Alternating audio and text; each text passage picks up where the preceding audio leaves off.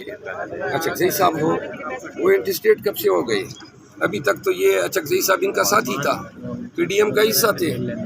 جب ان کی سیاسی رائے علیحدہ ہو گئی ہے تو آپ نے ان پہ انٹرسٹیٹ کا ٹپا لگا دیا، بڑے افسوس کی بات۔ مروت صاحب، یہ جو اڈیالہ جیل سے 3 دہشت گرد گرفتار ہوئے ہیں، اس پہ کیا کہنا چاہیں گے؟ میری جو سکس سینس ہے کہ میں کرائمز، کرمنل کیسز، ٹیررزم، دہشت گردی، خود دہشت گردی کا شکار بھی رہا ہوں اور ساری زندگی انہی فوجداری کیسز میں، دہشت گردی کی کیسز میں ہینڈل کرتے ہوئے گزری ہے۔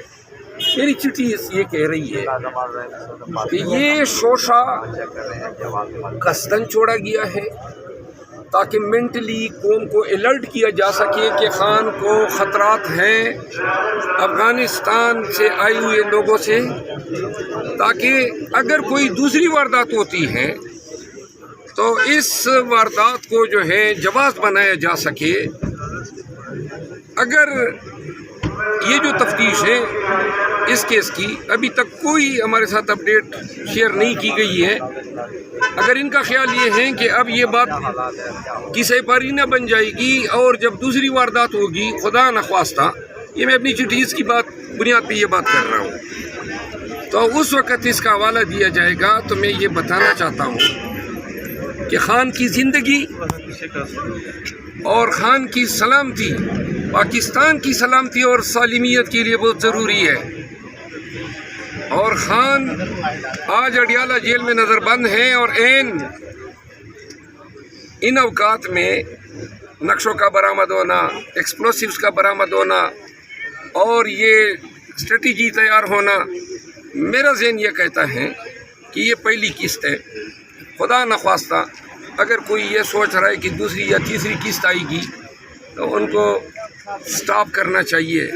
خان کی زندگی، خان کا ایک بال بھی بیکا ہوتا ہے تو لوگ 9 مئی کو بھول جائیں گے۔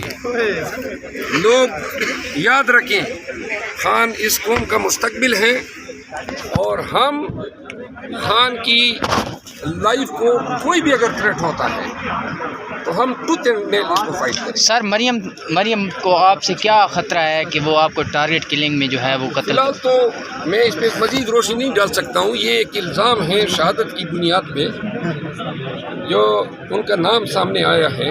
تفتیشی ادارے دیکھ لیں کہ کیا یہ جو ایویڈنس ہے یہ سچی ہے، جھوٹی ہے، اور کیا اس کے پیچھے کوئی سبسٹنس ہے یا نہیں ہے۔ شکریہ۔